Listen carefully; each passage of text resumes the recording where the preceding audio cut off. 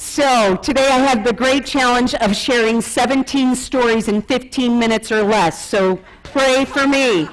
The very first section of people, we're going to go ahead and break this down into 3 different sections. This very first group of people have taken their time in their well-seasoned life to care for others.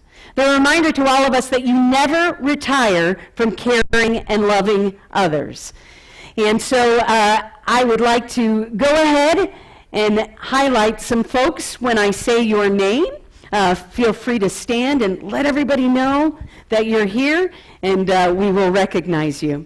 Now, I would imagine that most of us in this room have been served by this person when you've stopped to have a drink at the McDonald's at the airport, or you stopped for a burger on 38th Street. Elizabeth Jean Henry has served you, as she has owned and operated McDonald's for over 20 years. She has served on the board for the Ronald McDonald House and is a leader who encourages women to consider business ownership. Yvonne Walton Harris grew up in Indianapolis from the age of 4, and this is a wonderful story for us Northsiders. She is the first and only African-American graduate of the first graduating class of North Central High School. She was an executive at Delco Remy, and has devoted her time and energy to her church in her retirement. Lula M. Nichols, after serving some 38 years in the healthcare industry and retiring, well, Lula really didn't retire at all. She is now working full-time as a volunteer ombudsman with seniors. She is a founding member of her church and has served for over 50 years. Lula is a lifetime member of the National Council of Negro Women, and her motto for living is, "If I can help someone, then my living shall not be in vain." Billy Bro was an Indianapolis public school teacher for 31 years. How are you, dear? And she served as the president of the Indianapolis Education Association for 2 terms. She's also served as the vice president of the Indiana Teachers Association. Her political career began as state senator, I knew you looked familiar, in 1990. She is an executive board member and lifetime member of the NAACP and a member of the Indiana Civil Liberties Union. She is a member of the National Council of Negro Women and the Alpha Kappa Alpha sorority. She currently works part-time in the Lawrence Township Relations Office as Deputy Community Director, and she has served her community admirably and honorably with a passion and dedication for well over 50 years. Public service is the hallmark of her life.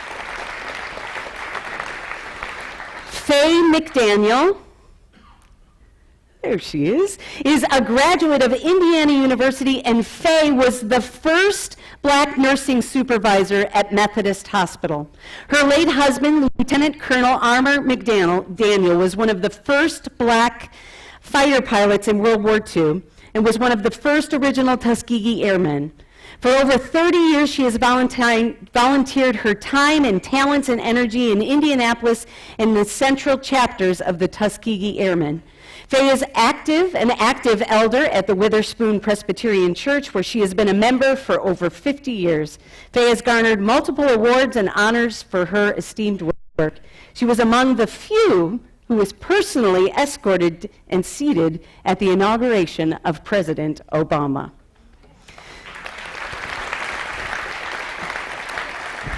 Ruth Shaw. Ruth, I don't have a picture of Ruth, but Ruth holds the record for having the longest volunteer position for over 35 years of consistent volunteering at the Mid-North Shepherd Center. You know, it's clear to me that these incredible women have followed their passions from the hospital to the State House, from being the first African-American woman graduating from a high school class to being supervisors in business. For me, they're a wonderful reminder to all of us who are coming behind that indeed, if we follow our call, whatever we have done for the least of these, well, we've done for Jesus. I just want to thank you all, ladies, as you do serve as a reminder to all of us that you never retire from serving and caring for people in your community and the people of God that have been put on in your path. For indeed, If you can help and love someone, our living shall not be in vain. This next group of folks have served our community through the arts, and they have given us a song to sing, they have written beautiful things, and they tell wonderful stories. Reverend Robert A. Schilling, after serving for 40 years as a professor, organist, choir master, and pastor, one would think that Dr. Schilling would be ready to hang up his organ shoes, but that's not the case. Bob continues to serve as the choir director of the Shepherd Singers, an interdenominational 35-voice mixed choir for senior adults affiliated to the Mid-North Shepherd Center. In 2002, he was named a Sagamore of the Wabash by Governor O'Bannon, and in 2007, Boston University School of Theology presented him with its Distinguished Alumni Award. And in 2010, the Indianapolis chapter of the American Guild of Organists named him an honorary life member. Faustina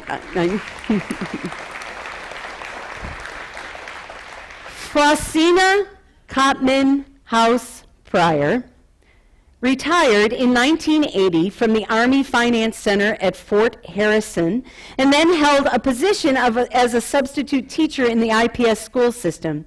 She is a graduate of Crispus Attucks High School, the class of 1938, and is featured in the WFYI special about the school, and she is one of the students who helped open up a city.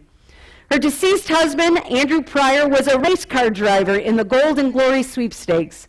This Negro racing circuit was held on dirt roads at the Indiana State Fairgrounds, and it was started by 5 African-American business leaders and 2 white businessmen in 1924.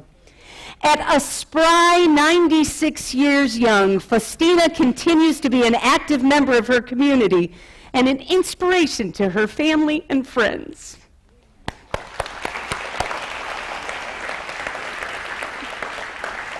Getting all emotional. Carl William Henn Jr. After World War II, Carl came to Indianapolis to attend Butler University, where he received a degree in journalism. After graduation, he went on to work at the Indianapolis Times. He would go on then to work in media and communications for Eli Lilly and public relations manager for the Indiana Chamber of Commerce. After he retired in 1987, he served in the capacity of Urban Parish Cooperative until 1990. In 1974, he became a part-time manager of the city's community symphony, the Philharmonic Orchestra of Indianapolis. His board of directors posts have included the Mid-North Shepherd Center and numerous others. He is a volunteer at St. Vincent de Paul Society and the narrator of books on tape for the benefit of blind and physically impaired. He was honored with the Jefferson Award and the title of Indy PR Legend. He's the co-founder of his church's French Market Festival and has authored the book 50 Years at St. Joan of Arc.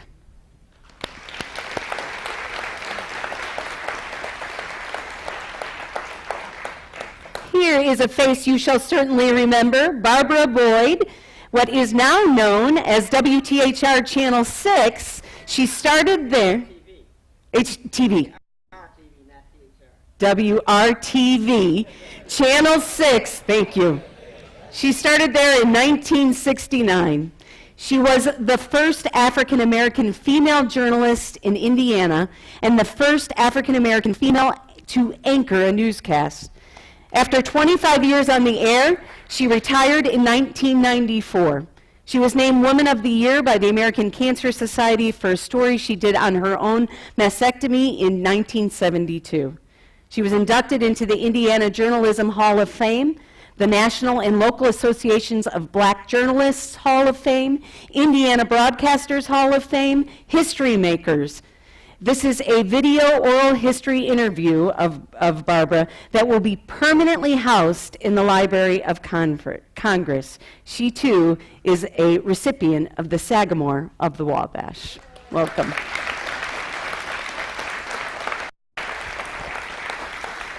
Dorothy Dottie Grinner is a dedicated and compassionate community servant.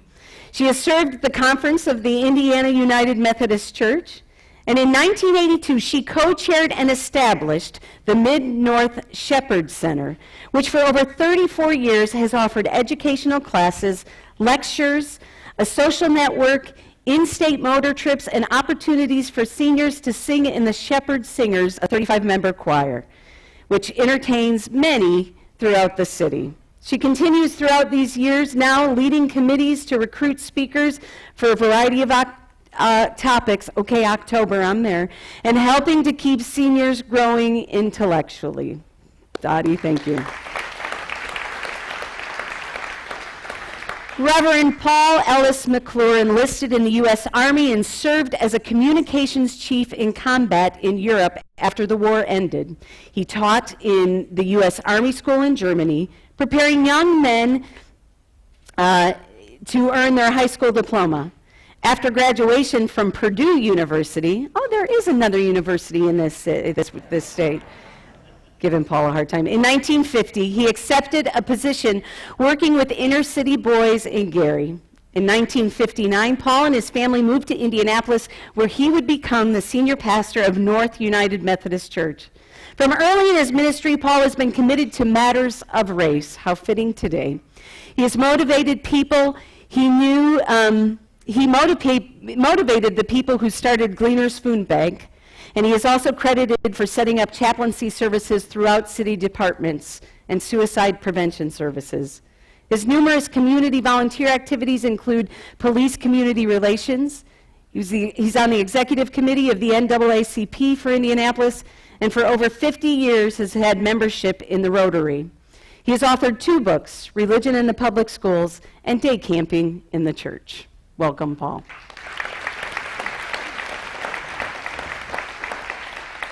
Now, as we finish up this section, I would be remiss if I did not note we have a special anniversary today. Dottie and Paul have been married 122 years. Paul was married 66 years, Dottie was married 56 years, and now together they have been married for 1 year as of last week. It's this week. A wonderful reminder that we're all young at heart.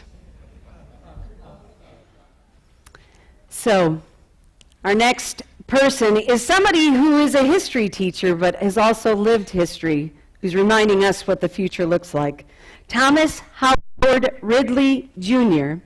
He's nicknamed the Walking Encyclopedia.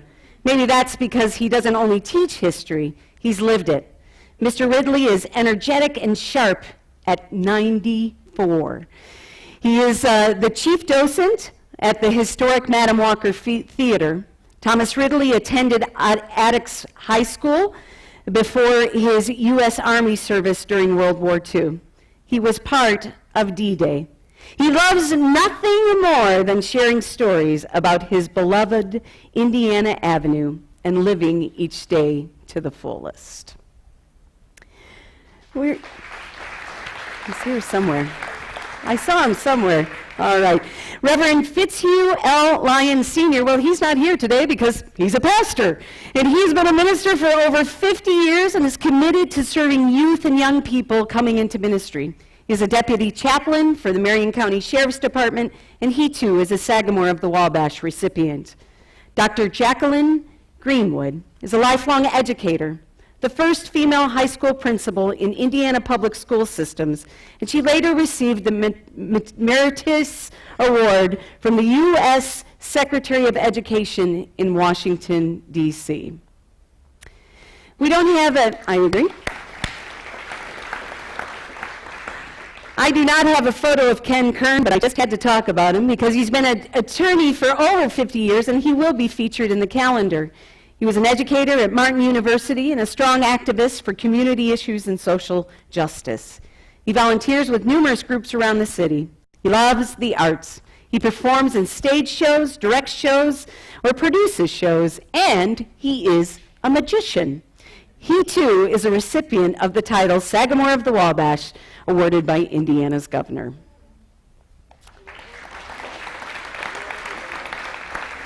And finally, last, but certainly not least, Mrs. Henry, you have fed us, but we have also been fed as well by Elise Womack. She is the owner and proprietor of the Unleavened Bread Cafe. She welcomes all visitors and those who are spiritually broken and needing help.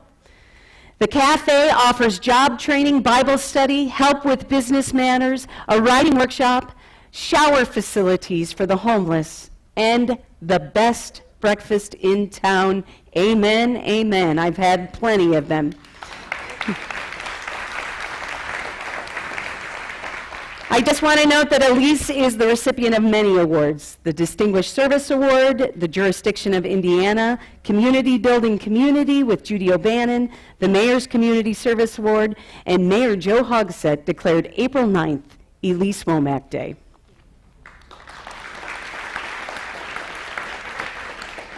Friends, I must say that today has been incredibly inspirational for me, and I'm sure for all of you. And it makes me think of the statement that Mark Twain once said: age is an issue of mind over matter. If you don't mind, it doesn't matter. I just want to give everyone thanks for the inspiration and for the reminder to all of us that indeed God calls us into living each day to the fullest. In order to die happy people, we need to live as happy people each day of our lives. For you all, I give thanks to God for your young, generous, life-giving spirit that you have shared with us today. Friends, let us pause and honor these amazing, positive images of Indy.